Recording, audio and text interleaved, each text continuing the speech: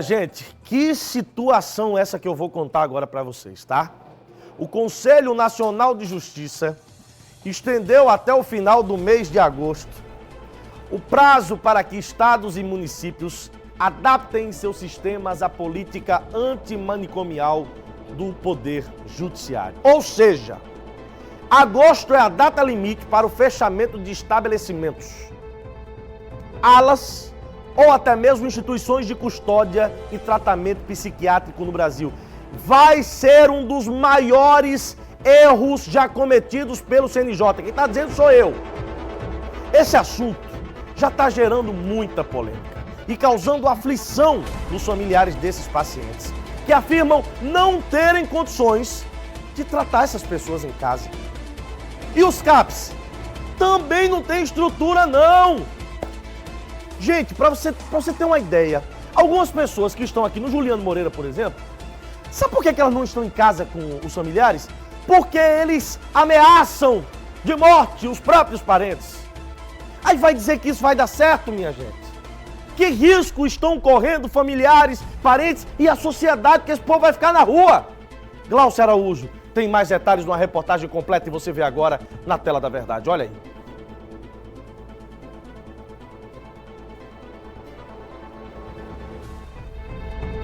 Chegou aqui meio magro, meio desluto, atacando uma carninha, tá andando limpinho, bem ajeitadinho. Graças a Deus, tá bom demais aqui pra ele. E pra mim tá mais melhor também porque eu tô mais sossegado, né? Não tô esquentando a cabeça com ele. Se estivesse na rua? Eu tava de cabeça quente, mano. O filho de seu José está na penitenciária de psiquiatria forense de João Pessoa.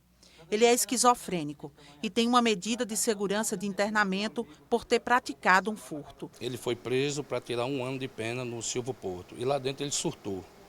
Foi tratado aqui, o diretor do Silvio Porto trazia ele para cá, trazia ele para o Juliano Moreira e ele cumpriu a pena de 1 ano. Mas quando ele saiu, ele ia assinar 2 anos e 10 meses. Ele passou 2 meses sem assinar no momento que ele saiu. Ele não tomou mais o remédio que era para tomar e surtou, pulando o muro, passando noite sem dormir, andando de noite, de madrugada, vendo coisas dentro de casa, vendo pessoas dentro de casa. E quando ele foi pego para ir para a média, para ter audiência de custódia, a juíza viu que ele não tinha condição de estar lá, no Silvio Porto. Por quê? Porque ele não estava normal. E qual foi o sentido da juíza? Mandar para onde? Qual era a instituição que ele poderia vir e ser tratado?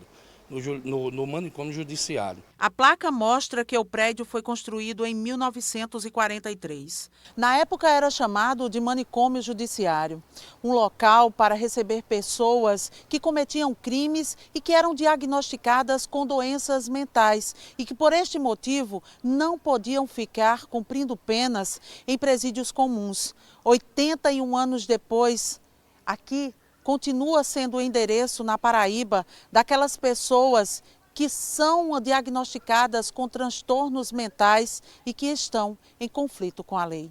Ele é um ex-paciente daqui. Veio para cá porque matou a mulher. O crime foi há 10 anos e hoje presta serviço na penitenciária de psiquiatria. Os exames mostram que ele tem transtorno mental e mesmo depois de ter sido liberado pela justiça para conviver com a família, tem medo do que é capaz de fazer se tiver um surto. Eu não consigo sair daqui para ir para outro canto, porque eu já começo a ter medo. Olho para uma pessoa, acho que aquela pessoa vai me pegar. Se aquela pessoa me pegar, eu boto na minha cabeça que eu posso até pegar ela, que eu acho que ela vai me fazer o mal. Aí eu vou querer fazer o mal a ela. Até em casa mesmo à noite, quando eu estou só no meu quartinho, que é fechado com cadeado, só quem abre é o pastor para me sair no outro dia de manhã, eu tem noite eu não dormir, por mais que eu tome remédio. Porque eu fico imaginando, sonhando a mulher ainda me traindo, sonhando meu irmão saindo com ela. E fica esse pesadelo na minha vida. Mas a segurança que ela encontra aqui está com os dias contados. Porque uma decisão do Conselho Nacional de Justiça, que deve ser cumprida até agosto, determina o fim das internações nas penitenciárias psiquiátricas, transferindo os tratamentos para os serviços de saúde. Findando esse prazo, nós aqui do Instituto, né, da Penitenciária Psiquiatria Forense, nós vamos fazer a reavaliação, né, de todos os internos que estão aqui. Atualmente nós temos 80 internos, desses 37 são sentenciados à medida de segurança de internamento. E até lá, todos os 37 fora os outros que ainda estão no período de avaliação, né? Vão ser avaliados para serem desinternados e que seja posicionado a respeito disso. Cumprindo a portaria do Tribunal de Justiça, né, com o pessoal do GMF, e a resolução do CNJ, esse pessoal, em tese, até esse prazo, deve ser encaminhado para os seus familiares, aqueles que têm, e os que não têm, ser encaminhados para as redes de assistência psicossocial, no caso, residências terapêuticas. A nossa preocupação também é com os familiares, que já vem demonstrando uma grande perturbação em relação a isso, porque muitas vezes os atos foram praticados dentro do âmbito familiar ou na comunidade, e essas pessoas, em razão da sua incapacidade, têm um discernimento prejudicado e a comunidade não vai acolher, a princípio, de uma forma muito pacífica. A gente já tem relato de familiares dizendo que, com essa informação, que eles já têm que arrumar algum lugar para ir, porque não podem ficar naquele bairro, naquela comunidade, e estão todos preocupados em relação à segurança da família e do próprio paciente. A decisão faz parte da política antimanicomial, mas se para a Justiça é uma proteção dos direitos das pessoas com transtornos mentais em conflito com a lei, para os parentes pode significar uma ameaça para todos. Como é que nós vamos cuidar dos nossos pacientes? Porque tem casos ali no manicômio que são casos extremos, de estupro, de assassinato, assim, como é que diz? Crimes horrendos, né? Então, a gente vai pegar esse pessoal, trazer para casa e vai levar para a CAPS.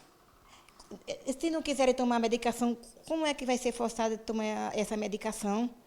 E como é que vai ser esse caminho para levar para um CAPS, levar para um médico? Quem é que vai dar segurança a gente? Né? E outra coisa também, a segurança da gente também, porque tem muitos casos ali que a gente pensa, ou já está quase dito, que muita gente vai se vingar de muitos casos ali. A gente está com um pessoal desse em casa também, uma pessoa doente, aí vão fazer um mal, faz uma família, faz a gente para uma coisa que a gente não tem nada a ver por conta de uma pessoa que, infelizmente, é um doente mental. Ela esconde o rosto, não porque está com vergonha de falar que tem medo que o filho volte para casa. Evita aparecer porque sabe que o filho na rua pode pagar com a vida pelos 2 homicídios que cometeu, mesmo que ele não entenda a gravidade do que praticou, por ser uma pessoa considerada incapaz pela justiça. Josenilton sabe o que significa esta liberdade. O irmão dele saiu daqui depois de ficar 4 anos internado. Ele matou a mãe com vários golpes de faca e degolou. O crime foi em 2019, no município de Cacimba de Dentro. Ao sair daqui, ele não saiu bem, né? Totalmente bem, porque precisava passar pelo CAPS do município, já que meu município, Cacimba de Dentro, é pequeno e não existe CAPS lá. O CAPS é de uma cidade vizinha chamada Araruna. Surtou em casa, né? Quebrou televisão, tocou fogo no quarto, começou a arrancar as próprias unhas do corpo dele, né? E se mutilar mesmo. Mesmo ele estando institucionalizado aqui no Juliano Moreira, ele já me agrediu por 3 vezes. Este é o medo compartilhado entre os parentes dos 80 internos. Eles sabem que aqui dentro todos estão monitorados por câmeras e policiais penais e recebem os tratamentos que precisam.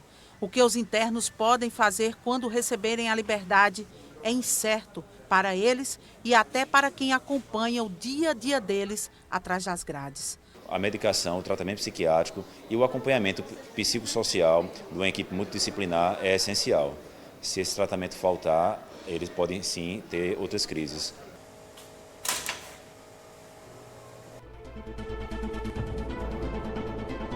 Eu convido você a acompanhar comigo agora a estrutura dos CAPS e as residências terapêuticas que vão receber esses pacientes após o fechamento da penitenciária forense em João Pessoa. Você vai saber agora quais os serviços são oferecidos nesses locais. Sabe por quê? Glaucio Araújo está lá ao vivo. Vai contar tudinho pra gente. Preste bem atenção. Glaucio, boa tarde. Olá, Olá, Paulo. Boa tarde para você, querido. Boa tarde para todos que estão com a gente aqui no Correio Verdade. Paulo, primeiro eu quero dizer para você que a gente fez essa matéria e você fica muito angustiada com toda a situação, porque como eu tive contato com um ex-paciente, esse que aparece, que fala aí na matéria, claro, ele não aparece porque a gente precisa preservar a identidade dele, o olhar dele é de medo, de desespero, quando ele diz que fica trancado dentro de um quarto e depois é levado para a instituição no outro dia, onde ele presta serviço, porque ele diz que tem medo do que pode acontecer durante o caminho. Ele disse que ainda hoje, depois de 10 anos, escuta vozes dizendo para ele que a mulher dele, que ele matou, era sim uma mulher que estava traindo ele, quando toda a família diz para ele que não, e até toda a cidade fala que não. Ele me disse que uma vez foi na cidade, mas quando chegou lá, ficou tão angustiado, teve medo de tanta coisa, que ele voltou antes mesmo de dormir lá na casa da irmã, porque a irmã falou para ele que quando ele fosse dormir, ela tinha que trancar o quarto, porque ela não tinha segurança de que ele ficasse dentro da casa com ela. Então, o medo dele também e o medo da família é bem constante. E esse contato que eu tive fazendo a matéria, ele mostrou a angústia de todos que estão envolvidos nesse caso. Por isso é que a gente veio aqui para o CAPES. Vamos falar com a Ana Carolina Arruda, que ela é diretora aqui do CAPES, para que ela me explique como é o atendimento aqui na unidade do CAPES, que essa unidade aqui é de dependentes químicos, né? Mas existe a unidade de transtornos também. Então, como é o atendimento no CAPES? Bom dia, né? O nosso atendimento no CAPES, ele é uma demanda espontânea, então não precisa ser encaminhado de nenhum outro serviço. O usuário pode vir direto ao serviço. Hoje atendemos aqui AD, né, álcool e drogas, mas existe o CAPES também de transtorno. Temos mais 2 CAPES de transtorno. Nossa demanda é espontânea, temos um tratamento aqui multiprofissional, eles fazem atividades, eles têm um tratamento psiquiátrico, medicações, é toda uma estrutura, uma equipe preparada, né, para esse sofrimento psíquico. Aqui eles recebem a medicação, todos os dias eles vêm, tomam esses remédios e eles fazem esse acompanhamento. Vocês já estão preparados para receber os pacientes que vão sair do antigo manicômio judiciário? Então, esse é um caso que está sendo em análise, vai ser investigado cada caso, né? E estamos nos preparando, sim. O CAPES ele tem uma preparação, sim, para os profissionais, para a saúde mental, para esse sofrimento grave psíquico dos usuários, né, que fazem parte do serviço. E esse atendimento seria igual o que é prestado para os outros pacientes, que é um acompanhamento, medicação, e se eles precisarem ficar aqui, eles podem ficar também durante algum período? Sim, aqui eles podem ficar em leitos de 0 a 14 dias, dependendo do caso, e também tem a nossa atenção dia, que aí na atenção dia eles fazem parte de atividades, tem atividade terapêutica, musicoterapia, tem artes também, e durante o dia tem alimentação e eles passam o dia inteiro, manhã e tarde, de segunda a sexta, né? Agora, há um cuidado especial com esses que vêm da instituição, porque como eles estão lá mantidos sob segurança, eles estão sendo monitorados, eles têm a polícia penal junto com eles também, por conta dos crimes que cometeram, há também um cuidado especial. Vocês também vão ter que ter essa necessidade aqui. Como eu disse, assim, isso está sendo analisado, né? Então, posterior a isso, a essa análise feita de toda a equipe e estrutura, falaremos mais sobre esse assunto, né? Muito obrigada pela entrevista. Obrigada, viu? Olha, e se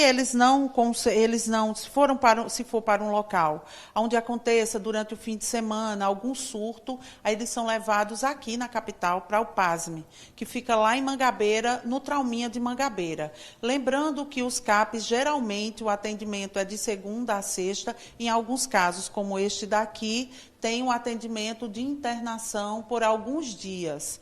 Mas é tudo muito complicado em relação a esses pacientes que vão ser liberados do antigo manicômio judiciário, porque lá eles são monitorados, tem toda uma segurança envolvendo essas pessoas, porque muitos crimes que foram cometidos por eles são crimes que foram cometidos dentro das próprias casas, nas famílias, e as famílias elas estão muito apreensivas. Então, tudo isso tem que ser levado em consideração até agosto para saber o destino dessas pessoas e também como fica a situação das famílias e das instituições que vão recebê-los.